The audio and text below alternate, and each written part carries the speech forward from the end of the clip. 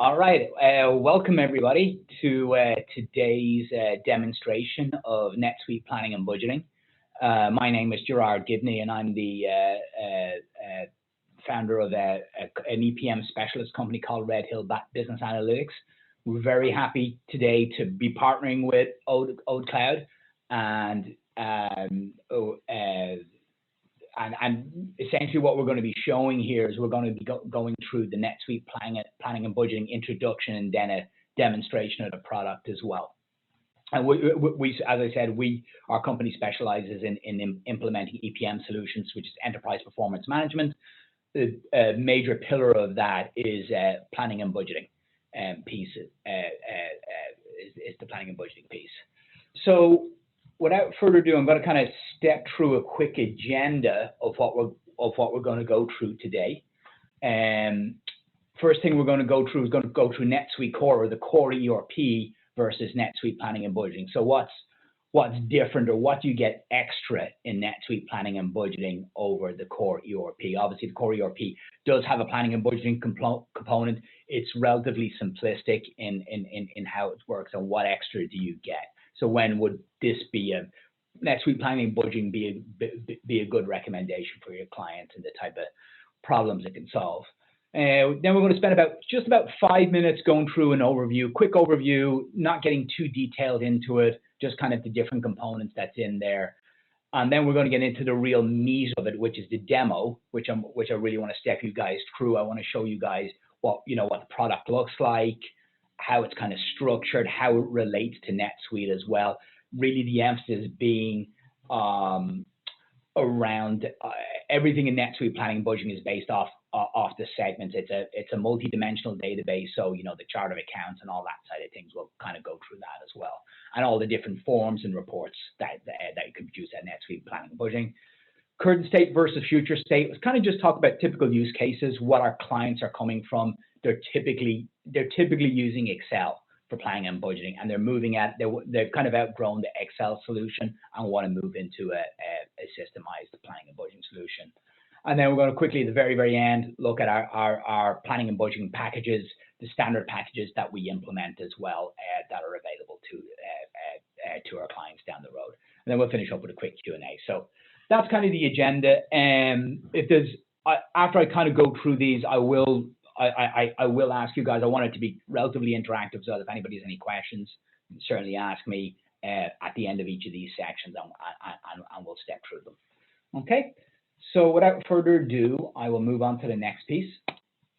So NetSuite Core versus NetSuite planning and budgeting. So what additional stuff do you get? One of the key things here that you're able to do in NetSuite planning and budgeting versus over NetSuite Core, I think you're limited on the amount of budgets and forecasts you can have in the NetSuite Core ERP. I think you can have one or two. I think officially it's actually only one. But within NetSuite planning and budgeting, you can have multiple budgets and multiple forecasts, basically unlimited number of them. So the type of scenario would be where a client has, they're working through their, for example, FY22 budget, and they want to create a number of different versions of it. So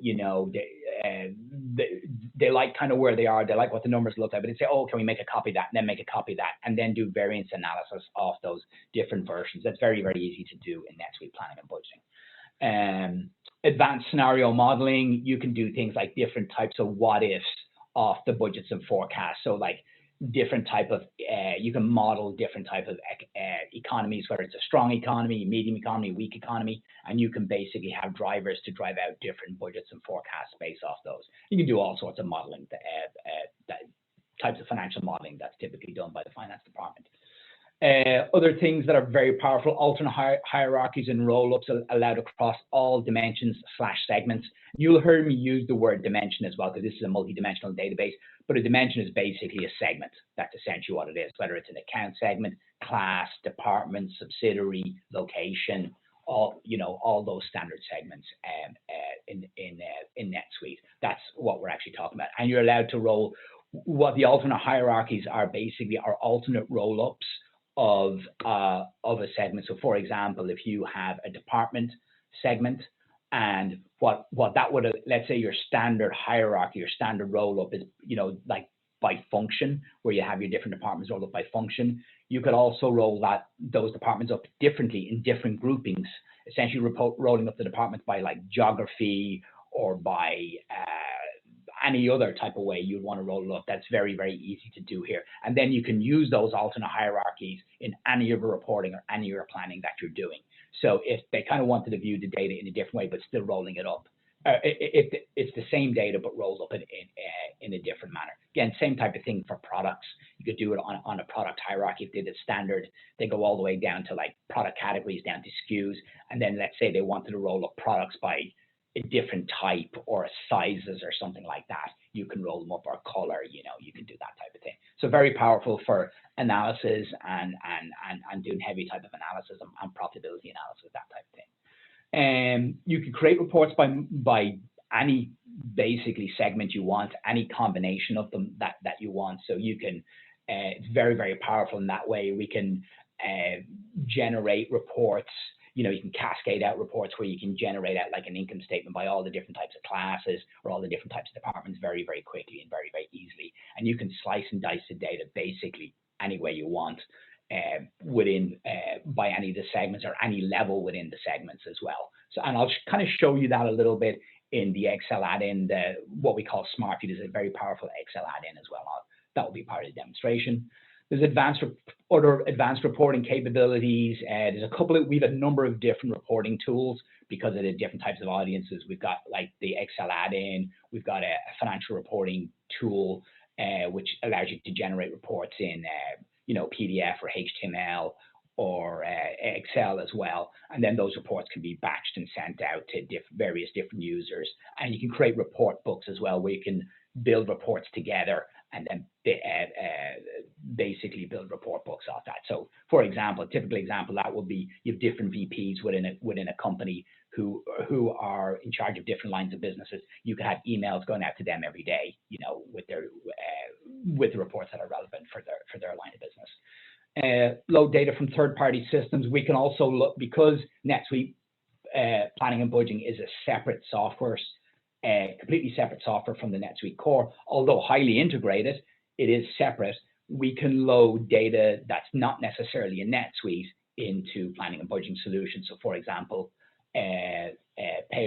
payroll data and things like that like just doesn't make sense maybe to bring into NetSuite core. We can bring that into planning and budgeting as well. So, that's just some high-level differences there between it. Just gives you a little bit more oomph on the reporting and budgeting capabilities. Especially as organizations begin to grow and they want to take that more serious and they feel like they're really outgrowing their spreadsheet solutions. So that's kind of it at a high level. Does anybody have any questions on any of those differences? Okay, I'm not sure if you guys can actually ask questions, actually. I'm not sure. Let's see. Hey, can you hear me, Gerard? Yeah. Okay, I guess we can ask questions. Yeah. So definitely we can ask questions just to make sure this is working in terms of Q&A. But so all good. So I mean, this is great. I think let's keep going. So if you guys have any questions, feel free. I don't know if there's a raise your hand feature here, but yeah, feel free to check notes on the chat. If you have questions, just put it on the chat so we can get to those questions later on. I think you can raise your hand if you go to reactions. Can you guys hear me okay? Yeah. Yeah, we can, Angelo, and I can see your raised hands as well. So okay, perfect. All right, cool. I have one question just to help me frame this in my head. What kind of people at an organization really care about? Like what people are, this is their language and maybe like a mid-market NetSuite customer. They're not a huge company, but they're, it's like more finance, like a CFO type person. It is. That's it exactly, Derek. You hit the nail on the head. It is. This is typically for the finance department and the accounting departments. Those are typically the people that use this really heavily, and they tend to spend like huge chunks of their time on this. And this is where they're living in spreadsheets. They're spending 8-10 hours a day. This is what they're doing. They're slicing and dicing the data, producing reports. They're building budgets and forecasts. And in the Excel world, it's a hugely time-consuming process. It can take a long, long time. So this is where this becomes a huge time saver. And obviously, the other thing that's really nice is obviously because this is completely integrated, we do have a full integration here with NetSuite Core that's automated. Their actuals are coming across all the time, automatically. You don't have to worry about going in, run a report, and then dumping it into Excel, doing all that stuff. This is all in there. There's so much time-saving capabilities here that it can be a game changer for those people. So yeah, as you said, it will be the typical persona or people that we'd be targeting. Certainly the CFO is kind of the end user, but the director of finance, VP of finance, FP&A manager, and the financial analysts, those are the big consumers of this. Those are the people that they're the ones with the pain point. Yeah, like the use cases where the pain points. Yeah. Absolutely, they're the ones with the pain points which we're trying to solve. But it is a big game changer for them. So typically, those users will be very heavy in this. But you can also have other people like budget owners within departments. So like you can have a budget owner within the sales department or marketing department or engineering department, and they will input their own budgets.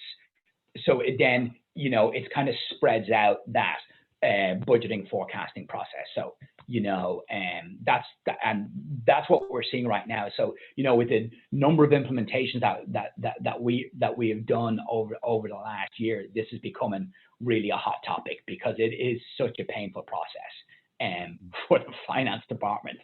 So that's where it really becomes a big deal, because what we're typically seeing is normally these clients will be producing all this stuff in Excel. They might take that final budget or forecast and upload it to NetSuite Core into the ERP. So when they run the reports, they can do an actual versus budget. That's where they typically are. Now, what we would want them to do is move them to something like this system where they can do where they basically will produce their budget within NetSuite Planning and Budgeting, and then just run the reports directly out of it.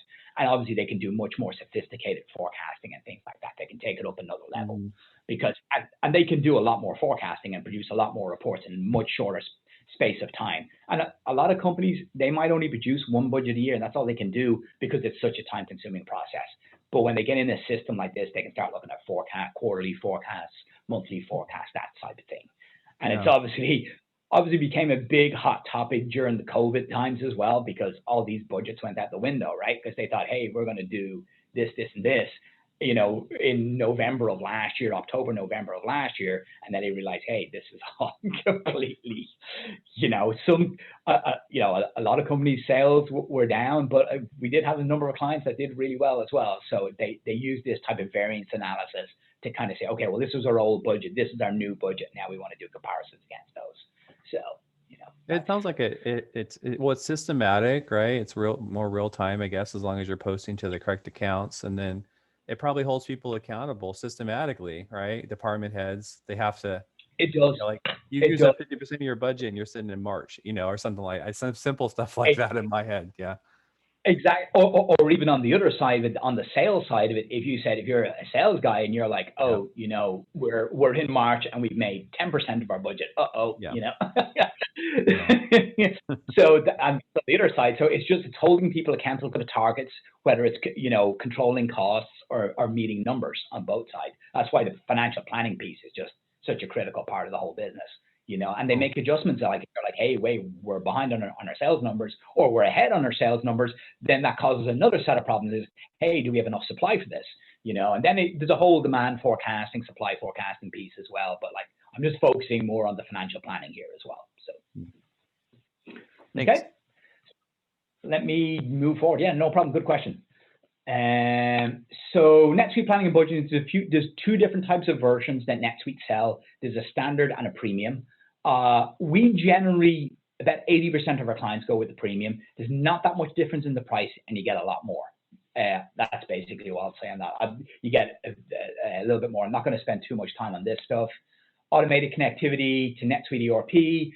Basically, all you guys need to know here is, there's automated, there's a little bit of configuration for us to set up, but they also have the ability to drill back into the save searches. So what we do, how we connect to it is there's a save search for each of our data loads. So for our income statement or our balance sheet, there's a save search for that. anything that you can basically write a safe search for, we can load it into NetSuite planning and budgeting in the end of the day. So, but our typical out of the box stuff is income statement accounts, balance sheet accounts, that type of thing. That's what we typically do.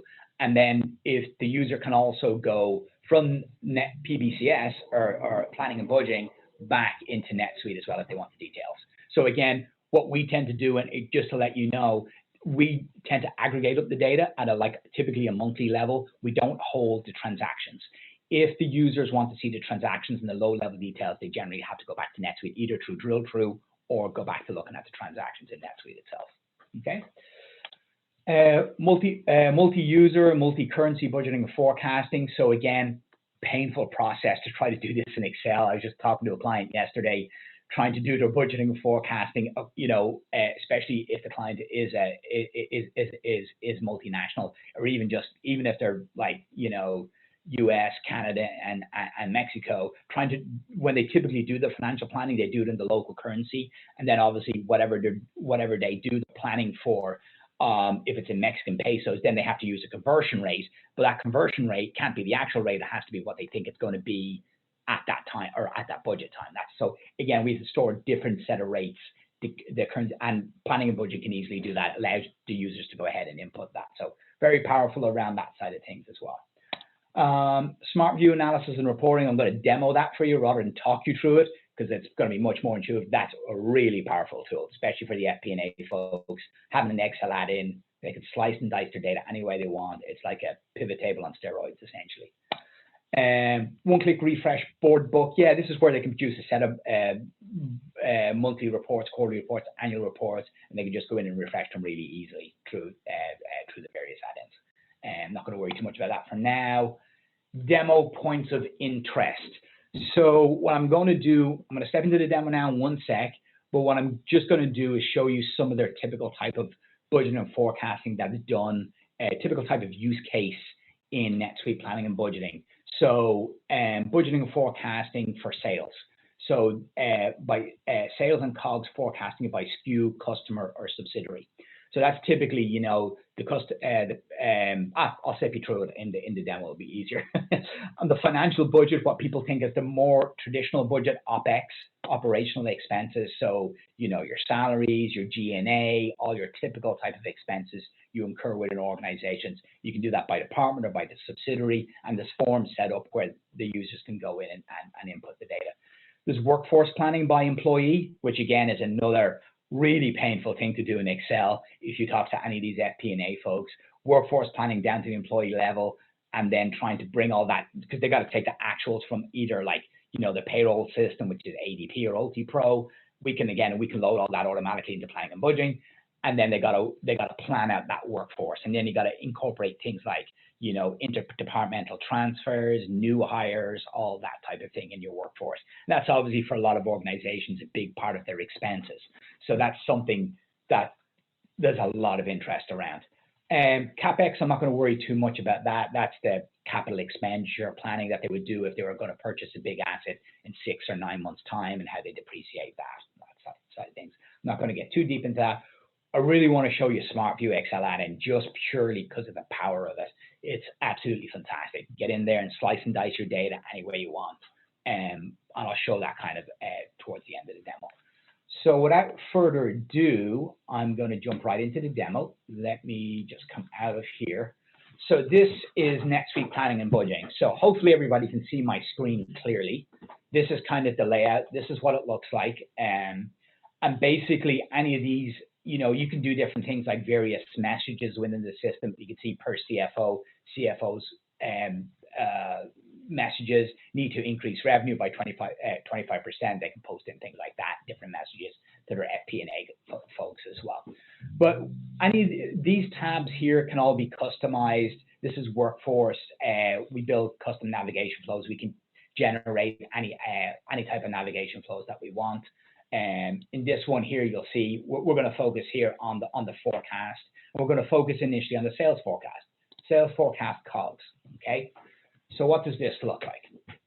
All right, so we're going to start off here just looking at price lists, right? So this is where a client would come in and go, I want to plan out my various SKUs, and these are all the SKUs in this particular demonstration, and I have a number of different price lists for those SKUs. So in the end of the day, what the clients want to do here is they want to take their price by units to get to a dollar amount, to kind of forecast that out. So this is just one example of how you can do it. Now, if the client just said, hey, I just want to put in dollar amounts per SKU, that's fine. They could do that as well. There's no problem. But I'm just kind of showing you how you can use this system to do what we call a driver-based planning, to say we're going to put in these set of assumptions and then see what the numbers are that get generated out. So you can see here, these are all of our different SKUs. In this particular case, it's like a hardware company, hardware slash software company. They sell all these various products. And these are the base prices. They have an alternate price 1, alternate price 2, alternate price 3. Again, we could load all these prices in from NetSuite. So if you guys if they were in the NetSuite core, we build a safe search and automatically load these in. Now, again, these are forecasted prices. So what we could actually do is have your actual price and then your forecasted prices, because in case you're going to say, hey, we're going to bring up our prices by 10%, and you could show both side by side here. In this particular case, we're just showing that by. So again, I could just go in here, plain and simply just type in whatever I want. This is 302. Let's say we increase it to 310. Go in, update the price, and all you do is click save. That will now update the price, rerun any calculations that's within the model here, and then and so on and so forth. The other thing you can do here, you can set these prices by subsidiary. So if they had a number of different subs, you can set different prices per sub. You can also set different prices per currency. So again, if you had a multinational entity where they're doing business in, Mexico or Canada or Europe or, the UK or wherever they are, they can do that. And they can input in euros or Canadian dollars, Mexican pesos, US dollars, whatever you want. So that's kind of like a typical type of thing. They'll come in here, do that. There's a sales price adjustment form. Won't go too deep into this. This is where they can adjust those base prices up or down by 10%, whatever they want to do.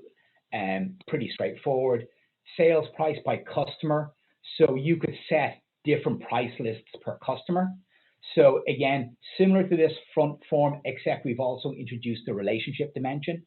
And in NetSuite planning and budgeting, the relationship dimension is made up of two parts. It's made up of the customers and it's made up of the vendors. So we keep that in one segment, because typically when you're looking at the sales side of things, you're doing it by customer. And then when you're looking at the OpEx side of things or the expenses, you're doing that by vendor. So there's no need to create a separate customer or vendor dimension for that. So again, you can set these price lists by the various by the various customers if you want. And you just select whichever customer you want and off you go. You can also set different price lists by class. So in this particular case, you have class A, class B, class C, class D. If you wanted to set various price lists like that, okay? So that's kind of the overall prices. Then there is a cost piece. So you could set the cost of each of those SKUs, which helps drive out the COGS line, or the cost of goods sold line in your income statement. So you can say, okay, we're selling it at $300.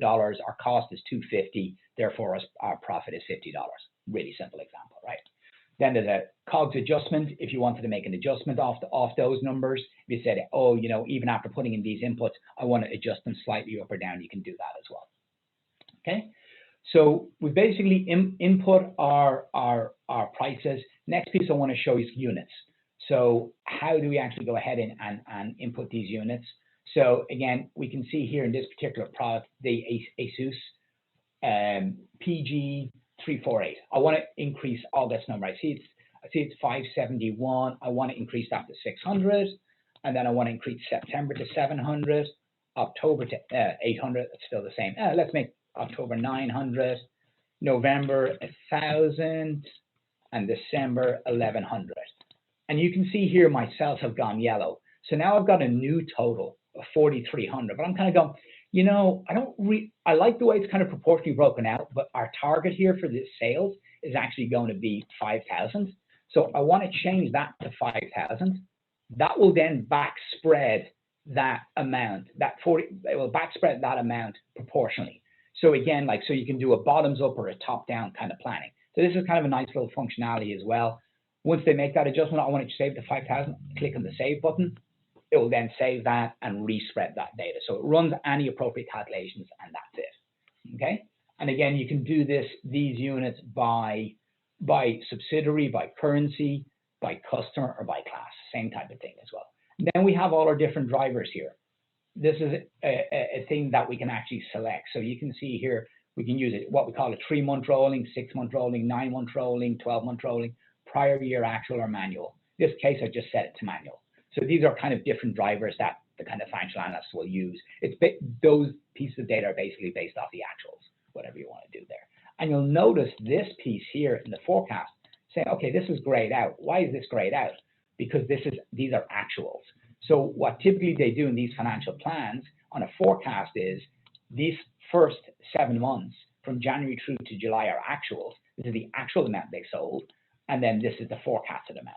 So you can see in this particular case that ASUS, the actuals were way lower than what they forecast. So that's a bit weird. This looks a bit more normal. The Dell one here, the actuals and the forecast are much more aligned. So, and this is a typical type of thing they do in the FP&A department. All right. So this was sales units by customer. You can also do the same thing by product. You can set up your sales units by product. So you'll notice here, all we've done is basically pivoted the product up to the POV here and put the customers down here. So now you can pick a particular product. So I can go in here and go, oh, you know, I want to look at this particular Dell product. Let me see what that is. And I want to see this by all it's broken out by all the various customers. Once you select that, you click the go arrow here. And then now I see all the basically units broken out by the customers as well. So that's basically it on inputting units. So now we've inputted the prices, we've inputted the units. Now we want to see our revenue, which is the good stuff, right? They want to see how much dollars this is going to generate. So and this is typically how they'll do their sales planning, this type of thing. So now this is a kind of typical form that they'll have. Here's our GL account. So this is our revenue GL account broken down by the various products, as we can see. And we can see here, this section here is the actuals. This section here is the forecast. And if I looked at this number here, this 186,920, this is basically the number of units multiplied by the price for that particular time period. That's exactly how, so that's calculated by the system. So this is the type of thing that the clients will do. This is how they'll generate out their sales forecast. And these are actually the dollar numbers. These are the dollar amounts. Okay. And then at the very end, if after driving out those numbers, if they still didn't like those, if they still wanted to make adjustments off this particular line, for example, here, this is 1.5 million, they could make what they call top level adjustments, which is taking the overall number and then adding other numbers to it, you know, so they want to say, oh, we need to increase that by 100,000 or something like that. They can do that very easily. So that's a pretty typical kind of standard sales reporting form, pretty straightforward. I'm going to jump right into the OpEx piece, which is kind of what we call more standard FP&A stuff, which is where they're basically going to go in, and this is where a department owner would go in and input their expenses for the particular department. So in this case, again, all these accounts here, these are all taken from the chart of accounts.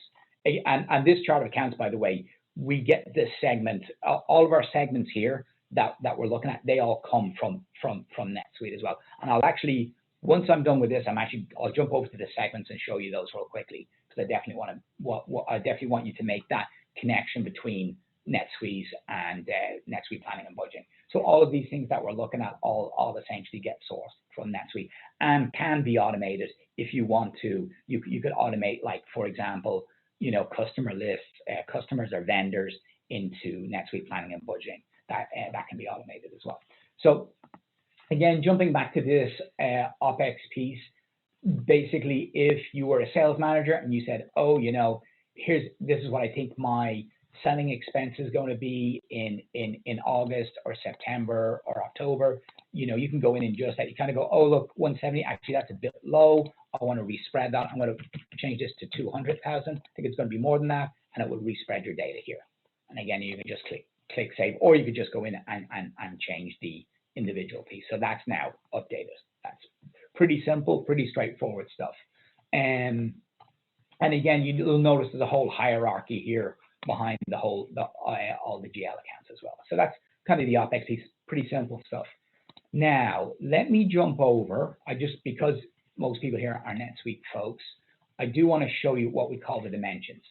Let me see if I can expand this for you guys. So let's look at the dimensions that are here. And so this is your typical, this is where we would have your chart of accounts. So we have your income statement.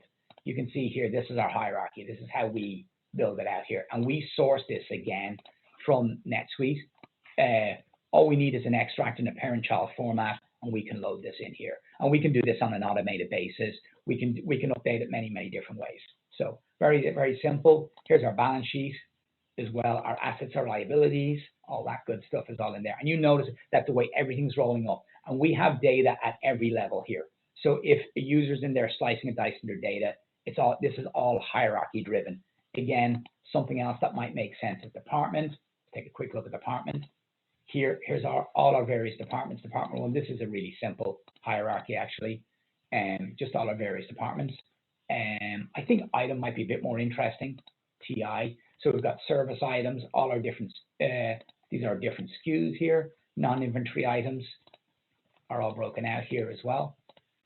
And that side of things. So again, more inventory items as well. And again, the other thing we can do here is, as I said, is the alternate hierarchies. We could build another roll-up of this very easily. Just go in here and start building different roll-ups of them as well. So let me jump across to the customers as well, because that's always an interesting one. Relationship. So here we are in relationship. We've got our customers here and we've got our vendors. So again, when we're pulling our customers, we've put a kind of a structure behind this.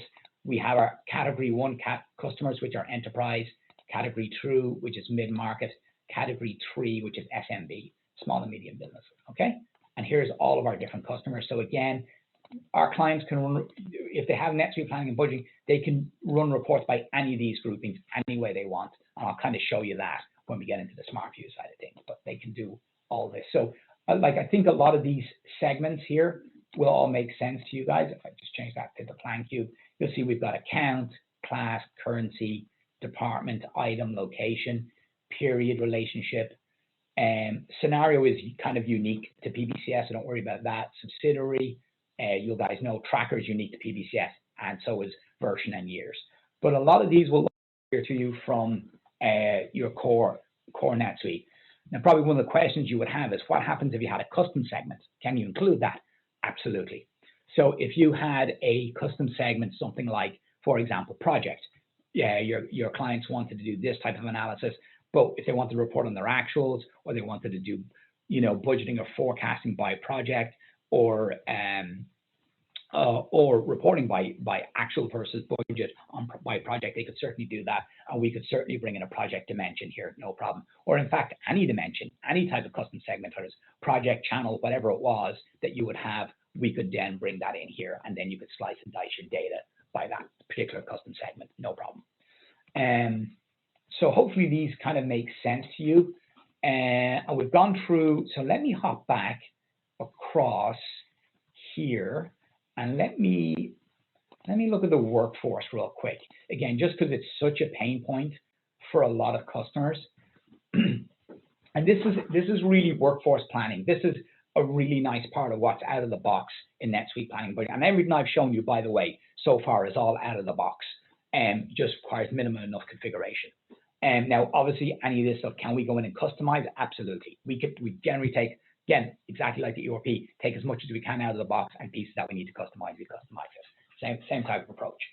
So this company roster here, this is basically the main part that drives workforce planning. So this is where they can do their planning by the individual employee, by the department, and all the different types of analysis or different types of metrics that they would run here. The hire date for the employee, termination date, job title, employee type, salary, and all the different stuff. There's a whole bunch of, this is the main form, but there's a bunch of other drivers and stuff that they can fill in as well. But what's the end result of this? The end result of this is a breakdown of your total workforce compensation. Gives you something like this. So you'll see your total compensation here, which then feeds back into your main P&L, feeds back into your main OpEx. This is what the total salaries are for the organization. So in this particular case, for all employees, broken out, the total salary for FY18 is 2 million, or 2,089,000 basically. And that you can see that all broken out by period, by the different salary types, salaries. We can see our total of salaries is 1.7, makes up the lion's share of it. And then all of our raises and medical and dental and all that other good stuff as well, broken out here as well. And then you can drill into any of these. So you can go in and drill into total employees, drill down. You got existing employees and new employees. Existing employees will drill into that. And then we can see here, it's broken down by the individual employees. Tom Anderson, Connor Avery, Mike Bell, so on and so forth. And we're all scrolling down here. This is just one way to view it. You can run reports for this. You can access it in Smart View as well. So that's kind of the workforce piece. And now what I really want to show you guys is Smart View. So this, again, within NetSuite Planning Budgeting, what I've kind of showed you here is the web front end. But now what I want to show you is the Excel add-in. And the Excel add-in is the part that the FP&A folks get really excited about, because it really gives them the ability to go in and slice and dice their data. All this good actual data that you guys have sitting in NetSuite Core, it allows them to go in and slice and dice that in any way they want. And I'm going to show you some examples here. All right. So this is the Excel add-in here. So this is just these are all the different segments that I had. So do you remember what I showed you previously? I've just selected net income here. This is my item dimension, relationship dimension, class dimension, location dimension, department dimension. Company is actually your subsidiary dimension here.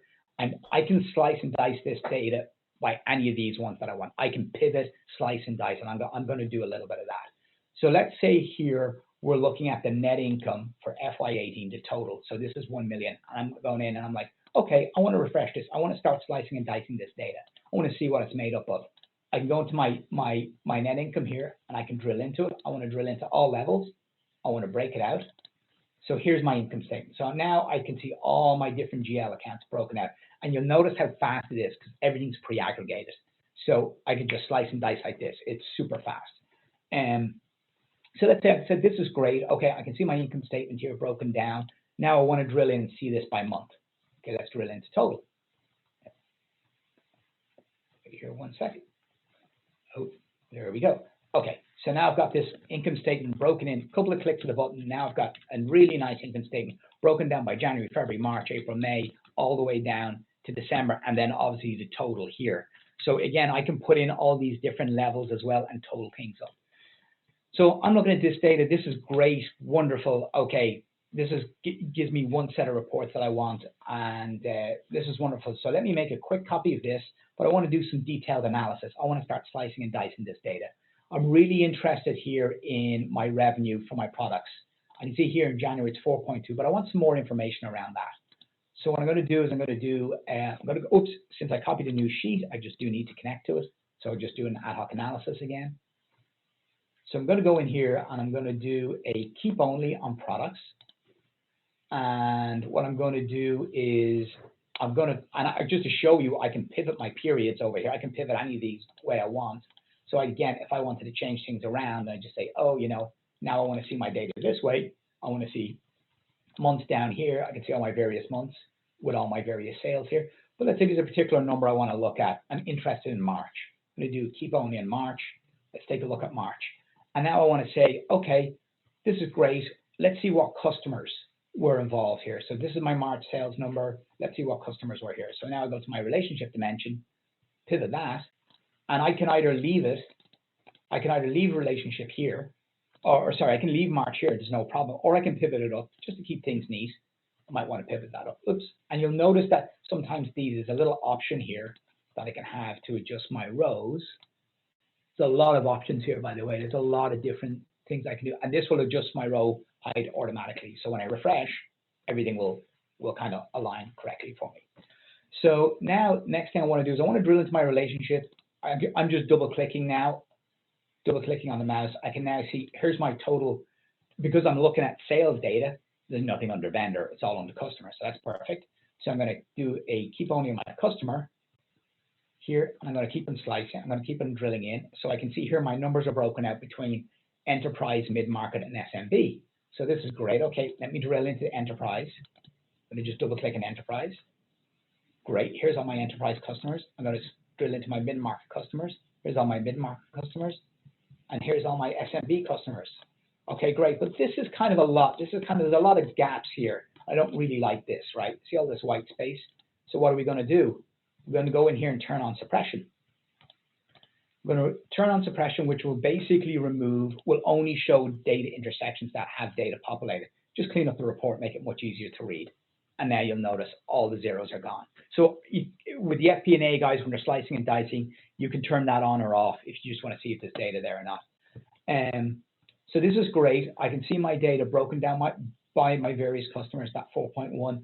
So I'm particularly interested in customers that have a high sales amount. So let's look at this guy, Seed Supply Company, 788. So let me do a keep only on him. And I'm going to just do a keep only here on him, Seed Supply Company. Now I want to see what products did he sell. Okay, great. So let's go into my item dimension. Let's bring that around. I'm going to pivot Seed Supply Company back. And now I'm going to start drilling into item. Let's see what he sold. And here's the various products that he sold. And I can see here that the majority of these sales are made up by this MacBook Pro. So this is, again, kind of give you an idea of the kind of slicing and dicing you can do. And there's nothing special about this. These are Excel workbooks. These can be saved and emailed off to anybody else. So what we typically, our clients will do is build up all these type of reports and save them. And then they can just go in every month and refresh them. Change the month up here to, let's say, the next month forward. They say, I want to change this to April. They can just go in here, change it to April, update it, click refresh. Oops. Oh, unless there's no data for April, which could be the case, because this data is a fairly sparse data set. Now, you saw I got an error there. If I wanted to, if I just remove these zeros and I click refresh, it will now come back, but it will show zeros. But if I wanted to see, oh, is there, let's see what other months, I can drill back out again into my total and drill back in. And I can see that the majority of the data here sits in March. We've got a little bit in January and a little bit in August as well. And this is, again, the type of slicing and dicing you do. And again, you can cut your data by any dimension that you want. So you can, hopefully you guys can start to see the power of this, just the ability to go in there and slice and dice your data. So this is the ad hoc capability of SmartView. Very, very powerful. The other thing I want to show you really quick as well is all those forms that I showed you in the previous section, all these OpEx forms and all that side of things, I can open up any of those in here in SmartView. So let's say, for example, I wanted to go ahead and input my OpEx, but I've got a lot of data to input. So let's say, you know, I'm the sales department owner and I want to input my data quickly. Let me go in here. Let me see OpEx here. So all those forms that I showed you on the web, we can access, and I can just go open form. I'll bring it in here. And let me just show you. So here we go. This is our OpEx form. So why would users want to do this in Excel versus the web? One word, speed. It's so much quicker. I could go in and copy and paste and update just rows and rows and rows of this really, really quickly if I wanted, because it's Excel. All the same Excel functionalities are available. Copy and paste. You can do side calculations over here and update your data. And it's all connected back to the same source. So for example, let me show you. Let's say I go in and update, let me update something here on, let me update my selling expense. Okay, so my 12,000 here, let's say I want to adjust this. And I'm just going to update this to 24,000. If I update this here and I click, and I click submit, I can submit my data directly back and it will update it. It goes to the same source, obviously, as the web. It's an Excel add-in. So if I now go back over here and I go back into this form over here, I will see my 24,000 rather than 12,000 on that OpEx form. And let's see, we're on sale. There's my 24,000. And let's say I went in here and I said, you know what? I want to update this to 36,000, for example. Click save. and then I go back to my spreadsheet over here and I click refresh, that will now update 36,000. So it doesn't matter which side you do it, it's all going to the same source. So it's a single source of the truth. And so basically, yeah, all those forms that I showed you on the web, they're all accessible via SmartView as well. So this is really nice way. You could update it via Excel, just submit it back as simple as I did it there. And where this is another really powerful tool is where the users want to input other data that's not in NetSuite Core ERP, but they want to get into the planning and budgeting solution. So let's say it was something like other erroneous data like membership data, or let's say there was some kind of club or subscription data or something like that that's not in Core ERP. They can literally have web forms and just submit those data and send it right back. All righty, so I know I've talked a lot, gone through a lot. Any questions, guys? Does that make sense what I've gone through? Yeah, quickly, just a quick comment from me. This is super dope. First of all, I think one thing I appreciate about this solution, because people try to reinvent the wheel every time, building new stuff, but I think it is very powerful to meet the users where they are. I think that's one thing I like about this solution, because you meet them in Excel. Again, it's going to be tough for them to go off Excel, because they know they know their way around Excel. You're just giving them the data.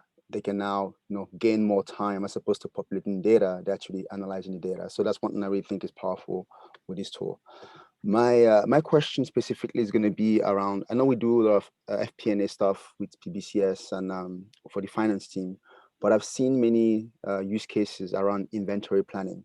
So right now, I think finance team knows how to use Excel pretty much well, but inventory planners, factory managers, they do have the same scenario, because right now, just looking at manufacturing schedules, you have to schedule like 8 months in advance for any product. Yeah. That's kind of high end, right? Have you seen those scenarios? Do you have customers using PBCS for those scenarios? Yeah, we have actually. That's coming. That's coming a lot. They use it. So what they're trying to do is link up. We call it a whole connected planning system. Yeah. So what you end up having, it links into the whole MRP, or material resource planning as well, demand planning. So it's driven from the sales that then drives the demand plan, that then drives the material plan. And the nice thing about this, you can set this whole thing up to do that. Again, I focused very much on the financial plan here, because that's a typical use case. But what you're talking about is probably the second most typical use case that we're seeing as well, around inventory planning, around, as I said, around demand planning, supply planning as well. So it is becoming more and more popular on that side as well, and that can absolutely be done that way. They're typically on those type of solutions, and I'll be honest with you, those tend to be a little bit more customized, because every client's a little bit different on that side, where the financial planning tends to be a bit more out of the box, but you can absolutely do it, and you can connect the whole process together. That's the whole idea here, to connect an enterprise-wide planning process. Perfect. Yeah, makes a lot of sense. Yeah. So, and the other point that you made is, what people don't realize is, and you brought it up there, which is very important, is what a lot of these guys are doing in their current environment in Excel. They spend 90% of their time, 80 to 90% of their time, putting the reports together, and 10 or 20 on analysis on a good day. This flips that idea the other way around. They spend 10 to 20% of their time putting together the reports, and then 80% of the time on the analysis. And the analysis is really where the value is, right? It's not on putting these reports together, but it just takes so much time to do that, and there's so much data there to absorb. It just really becomes painful for them. And so it really does flip everything. It flips things on its head. And as the organizations are growing, and it's the other key thing is it is a platform for growth, because as they scale and they start to grow into, particularly when they go multinational, it becomes very, very difficult to do. It becomes very, very complex. Yeah. And the type of planning, in the end of the day, what they end up doing is, if they're still in Excel and the organization is growing, they just do much higher level planning, because it's too difficult and too time consuming to do more detailed planning. That's what ends up happening. Yeah. So they end up not being that accurate, quite honestly.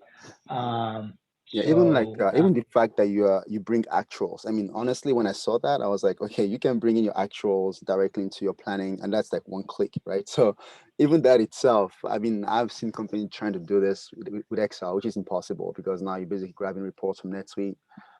You know, I mean, so that's something I think you have very, you know, there are two great tools here. Is really that, you know, bringing that actuals into your planning so you can see, okay, 6 months prior, these are the numbers we had. I'm making that reporting, you know, now spending more time in analyzing the data as opposed to just like putting data together, right? So no, this exactly. Is exactly. And the actuals, all those loads, those are all fully automated.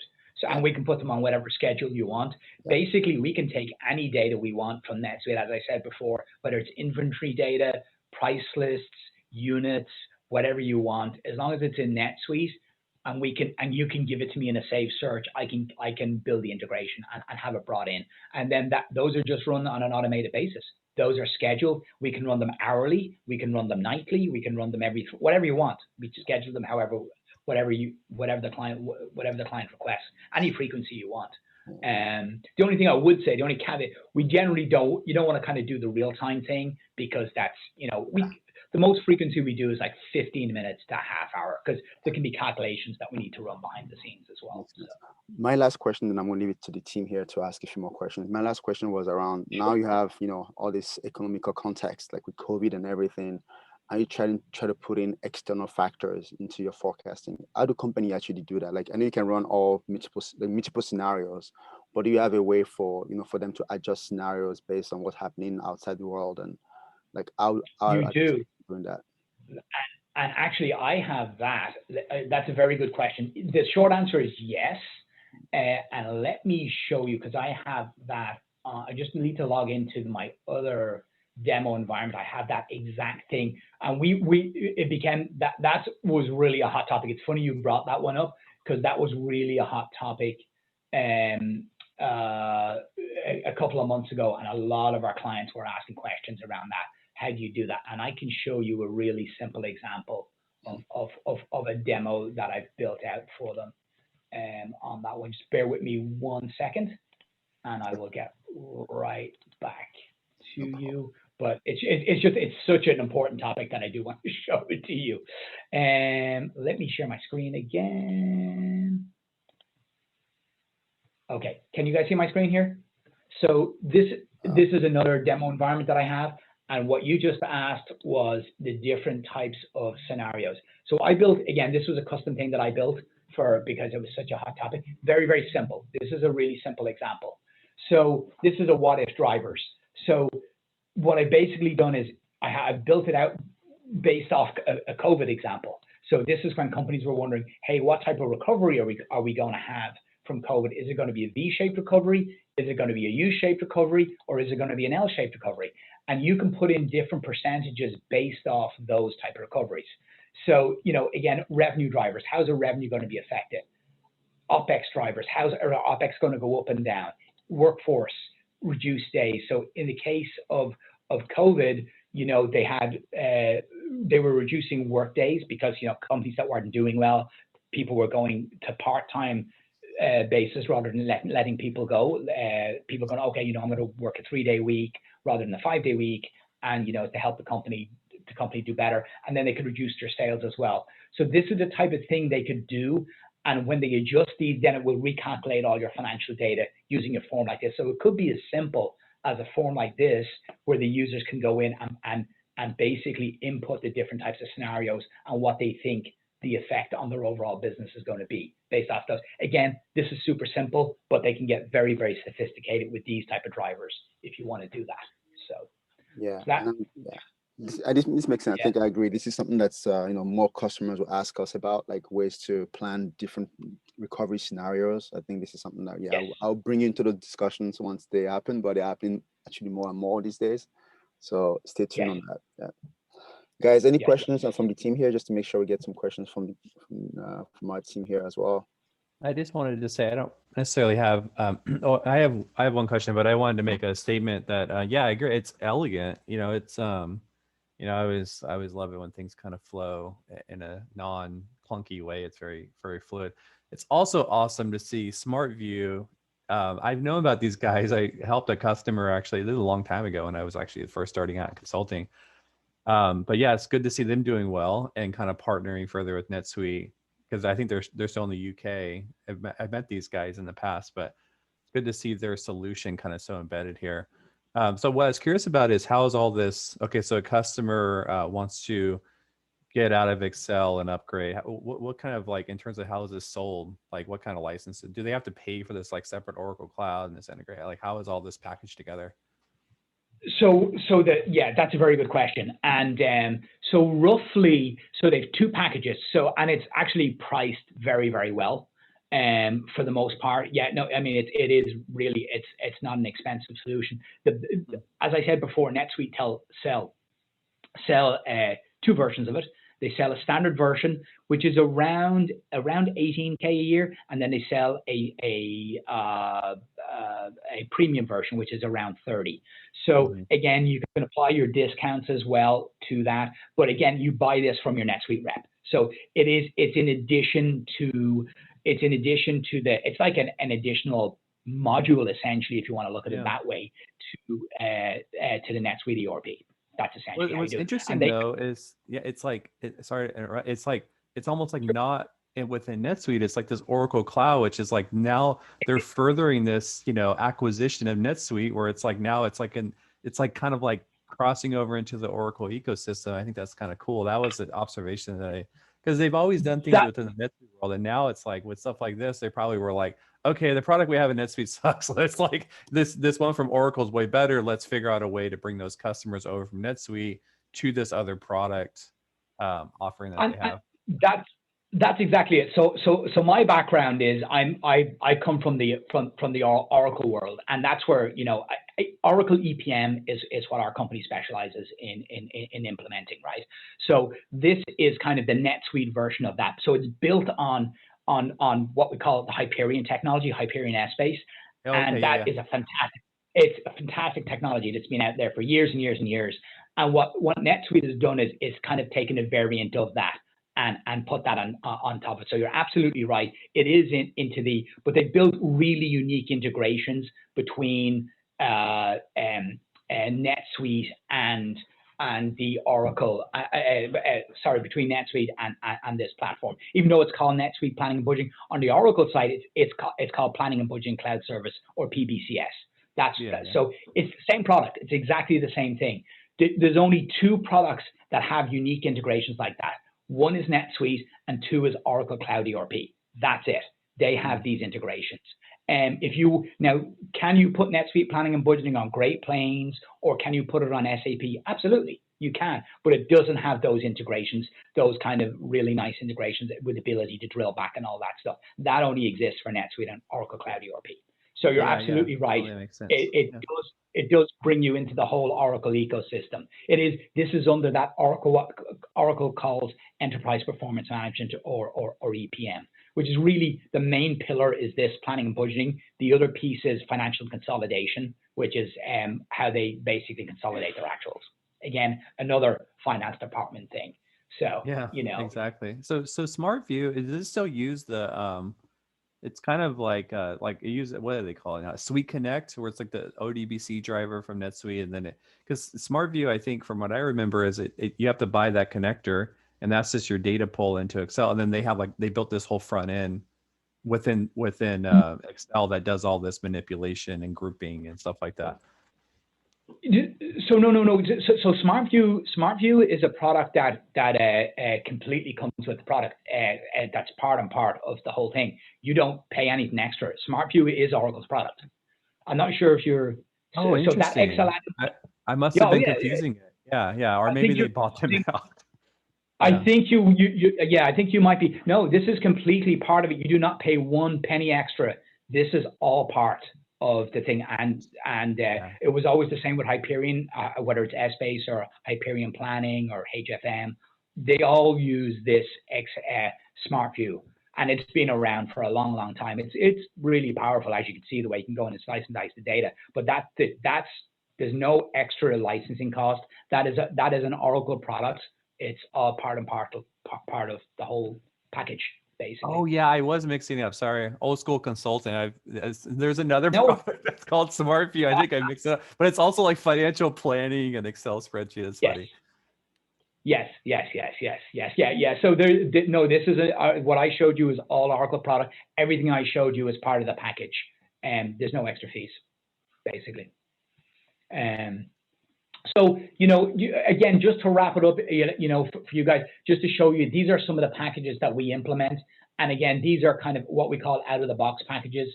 So, depending on what the clients want, there's a basic kind of package that we do for just financial reporting. The standard, which includes everything in basic, plus the financial planning piece, the revenue, the COGS, the OPEX that I kind of showed you. The premium package we have is everything that's in basic and standard, plus workforce planning. And this is probably our single most popular package, quite honestly, because it includes workforce planning. Most of our clients either go for premium. If they don't go for premium, then they typically do standard. And these are the two most popular. And we basically have a set of hours around this. And if clients need something to be customized, then we'll just put a customization piece onto this as well. And that's essentially it.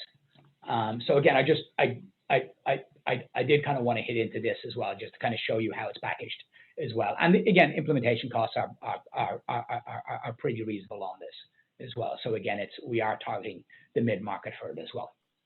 So, I mean, last question that I think is important for everyone is, how do we contact you, or how do we put you in touch with some customers that we think can utilize this functionality? What works best for you? Absolutely. I should have put my email there. You can certainly, obviously, the obvious way is I'm on the OdeCloud Slack. You can certainly Slack me, no problem there. And I should have put my email address here, right? And that would have been smart. But you can certainly contact me on the OdeCloud Slack. That's the single easiest way. Presume everybody's here is on that, and you'll be able to find me there. And again, the other part that I should mention as well that comes up a lot with planning and budgeting, a lot of customers get it.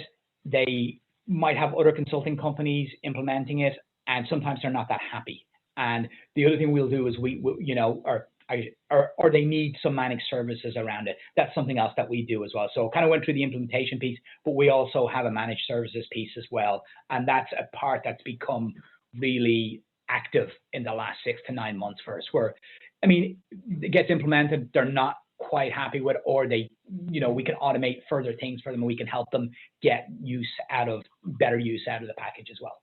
So. Very good. Appreciate all the time and the effort that you put into this. Very helpful. Absolutely. Yeah, no problem, guys. And thank you for your attention. I'm sorry I talk so much, but. No, Gerard, this was absolutely perfect. I mean, thank you so much for your time, and thank you for all the information that you laid out for everyone. I mean, it was completely clear. I think, everyone had a lot to learn, and I love the questions that was presented. I mean, again, thank you so much. Yeah, it's, again, just spreading the education, the awareness. Any questions, feel free to reach out to me anytime. Excellent. All right, then. All right, I guess that about wraps up the demo day. Thank you, guys. I already have my weekend started off right with my mimosa. Hope you guys have a great weekend. And be sure to hit up Gerard on Slack and let him know, show him some love. Oh, sorry, anything else? No, just wanted to say, thanks, Gerard, again. And we'll connect on the other side. I just want to say hi. Absolutely. Thanks, guys. Thanks so much. Thank you. Thank you, guys. Bye, guys.